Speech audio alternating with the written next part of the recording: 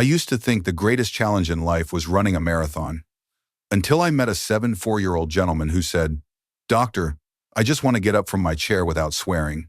I say this not to scare people, but to wake up those who are silently losing control of their bodies as they age.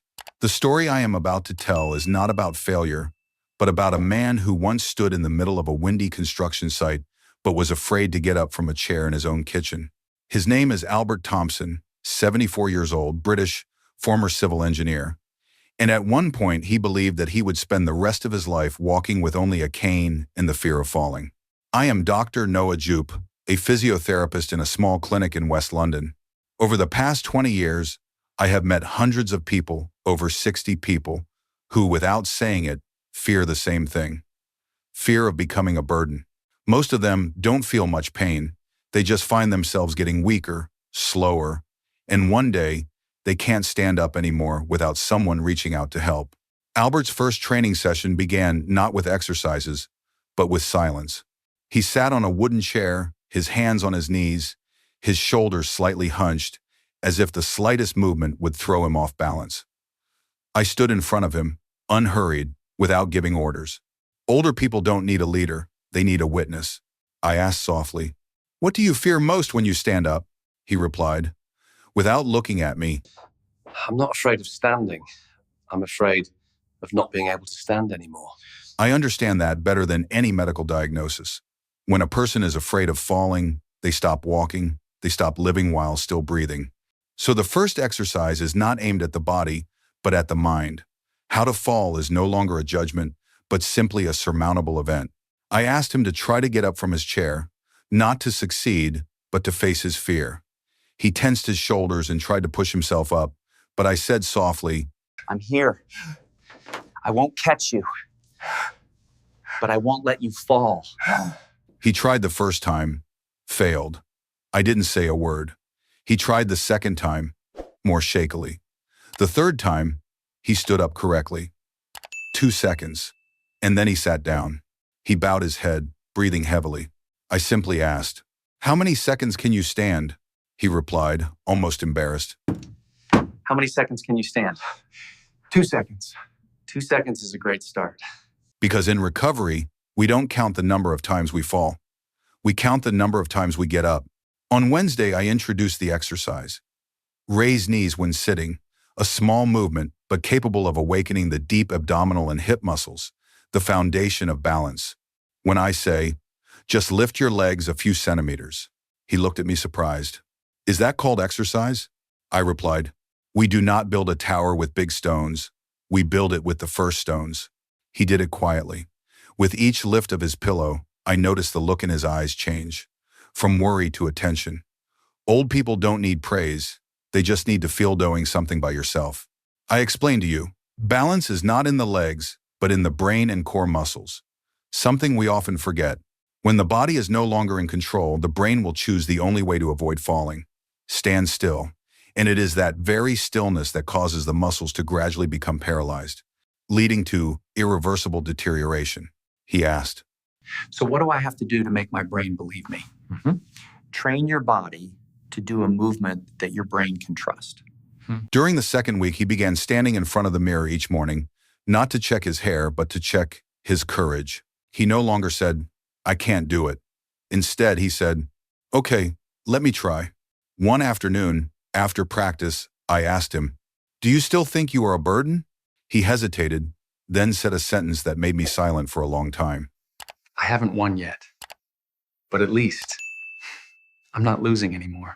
Not everyone understands what that statement means. It's not hope. It's the return of self-esteem. If you're reading this and wondering, "Can I do it again?" You've already started. Because the people who truly fail are the ones who stop wondering. His story has only just begun. And if you want to come with me on this journey, as we British say, in a gentle and simple way, feel free to follow, leave a comment, and subscribe. If anyone wants to know more, leave has shown. That afternoon, London's skies were blanketed in a light gray, with no rain or sun, the kind of weather that makes many people prefer to stay indoors with a cup of tea rather than go outside. But Mr. Albert made it clear, "Dr. Noah, today, I want to try going out into the yard." It's no longer a vague wish, it's a reality. Decision. I didn't answer right away. I just stood up, put on my coat, and opened the door.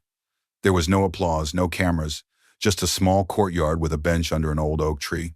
The door opened, and it wasn't just a wooden door, it was a door between two lives, one of fear, the other of freedom. He walked slowly, very slowly. I followed behind, not touching him, but my eyes did not leave his every movement. Each step he took was like rewriting a chapter that had been left unfinished. I could hear each breath, each time he adjusted his balance. It was no longer a weak body. It was a body that was discipline yourself. When he reached the small steps leading down to the courtyard, he stopped. A few weeks ago, this had been the place he feared most. He did not look at me. He only spoke softly, as if to himself. This time, I won't cling to the wall. I didn't say, be careful. I just said, just breathe. The power is not in the legs. It is in the intention. And he stepped down. Not perfectly. His knees still shook a little, but he walked by himself. When his feet touched the ground, he stood still for a few seconds, then raised his head to look out into the yard. The wooden bench under the old oak tree was no longer a goal. It had become a witness. We said nothing at that moment. In Britain, there are conversations that should be kept to a minimum, polite silence. But I know. He won. Not over age, but over the fear that had held him captive for so long. He approached the chair, put his hands on the back of it, and sat down very slowly. No panting, no trembling, just calm. After a few minutes, he said, I'm not afraid of falling anymore, because now I believe I can stand up. That statement wasn't meant for me. It was meant for him, and probably for everyone who has ever thought, I'm done. In rehabilitation, there is one thing more important than any muscle training: restore dignity. He was no longer the one waiting for help. He was back to being people, decide whether to stand or sit. Before parting, I asked, are you afraid of old age? He smiled and replied with a sentence that I believe every young person should hear. Old age is not scary, Dr. Noah. It is living without trying that is scary. They have to another goodo. I watched him as he rose from his chair. Without holding on, without staggering, he no longer walked like a man racing against time. He walked like a man who had made peace with it. Mr. Albert, I see a man who keeps his dignity even when he is defeated. He refuses to let his son go with him because he says, I can still walk by myself. I just need the wall to hold on to. His eyes were not only tired, but also as if he were ready to accept an irreversible fate. We sat in silence for a few minutes before he finally spoke.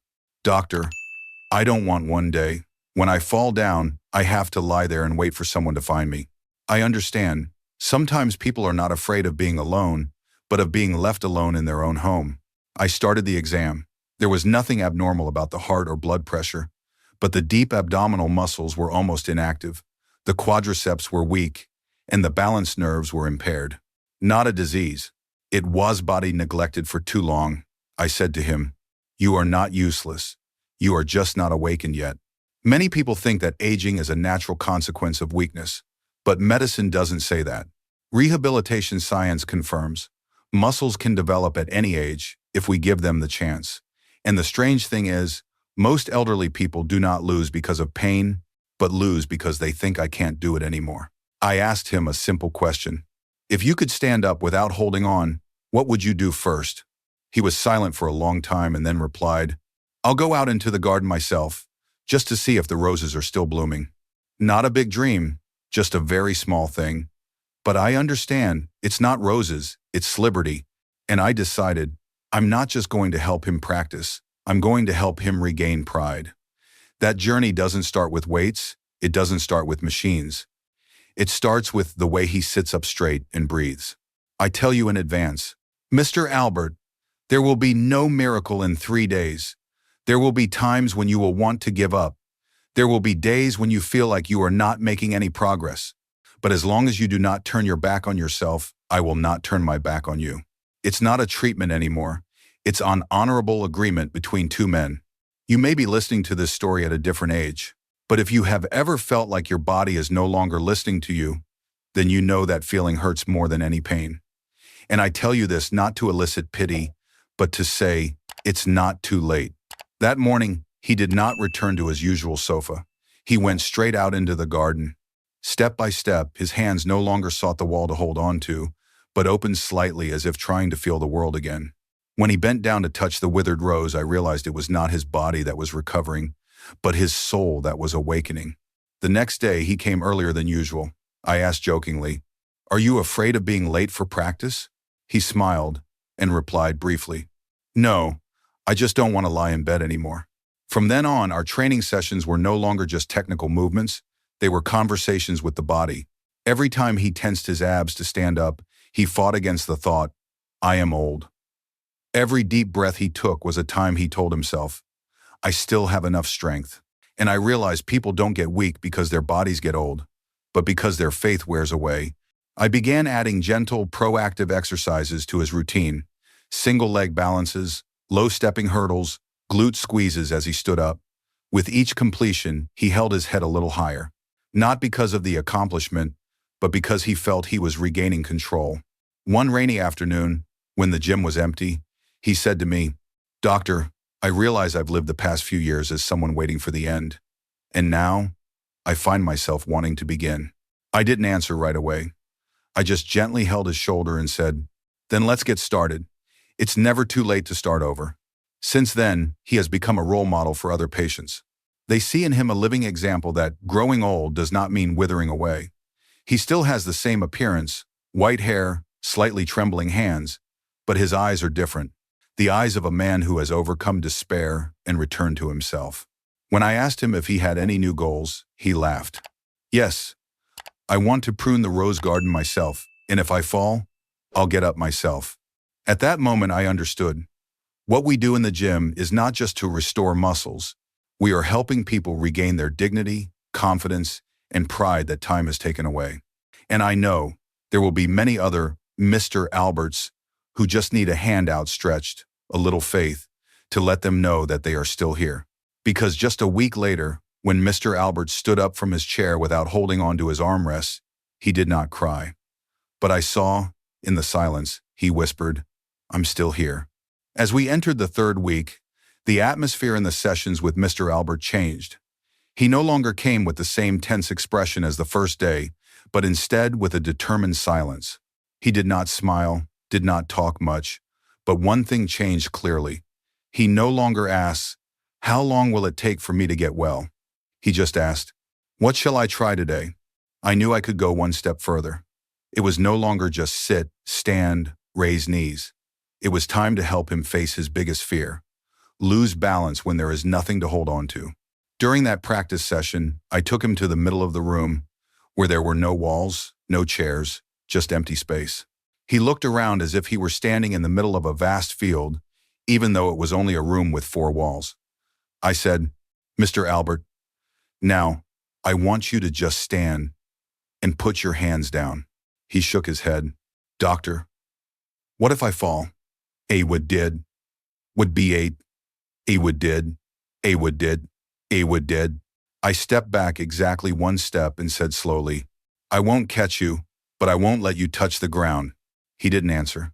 He just took a deep breath, and slowly, he dropped his stick on the chair beside him. His hands were slightly open, his fingers trembling slightly like someone learning to step into cold water. 1, 2, 3. He stood firm in 4 seconds. Then he staggered. I kept my word. I didn't catch him, but held him gently so he wouldn't fall. I didn't say, "Good." I just asked, "How long can you stand?" He replied, his voice trembling but clear. 4 seconds, but next time it will be 5. It's no longer a patient. It's a person. Fight with yourself. After that session, I guided him through the most important exercise of this phase: chair stand exercise. Stand up and sit down from a chair without using your hands. Not to get stronger, but to teach the body control your weight. The first time, he stood up so quickly and sat down so hard that he was startled. I said gently, "Strength lies not in getting up quickly, but in getting down slowly." Every day he does it 5 times. Not much, but 5 times without giving up. A week later, he could do it 10 times. No need for me to stand near anymore. One morning when he came to the clinic, I saw that he had not brought his cane inside. I asked, "Did you forget your stick?" He replied, with a half smile that only those who have been weak can understand. "No, I left it at the door, as an unwanted guest." That was the moment I knew. He is no longer afraid of falling. People are only afraid of falling when they think they can't get up. I asked him, "What if one day you slip?" He replied, "I will fall properly and get up properly." In regenerative medicine, we call it change in movement identity, when the patient not only exercises the body, but also regenerates the person inside. And that is something that no medicine can do. Not everyone over 70 will fall, but almost everyone over 70 does fear of falling. And it was that fear that stopped them. The difference between Mr. Albert and many others was not in muscles, but he no longer accepted living within the confines of fear. And then, one afternoon, he said to me, "Dr. Noah, I want to try going out, not to go far, but to walk freely again." If you are listening to this story and see yourself in those footsteps, please remember, you don't need to become young again. You just need to find yourself. The power is not gone. It is just sleeping very deeply, waiting for you to awaken it. I am Dr. Noah Jupe, and this is not the only story. If you want to continue the journey with me, to learn the exercises, the methods that hundreds of patients like Mr. Albert have used to get back on their feet, we British people often say this gently. Feel free to follow, leave a comment, and subscribe. If anyone wants to start, just leave the number 1. Thanks for listening. Believe me, no matter how old you are, you still have the right to say to yourself, "I'm still here."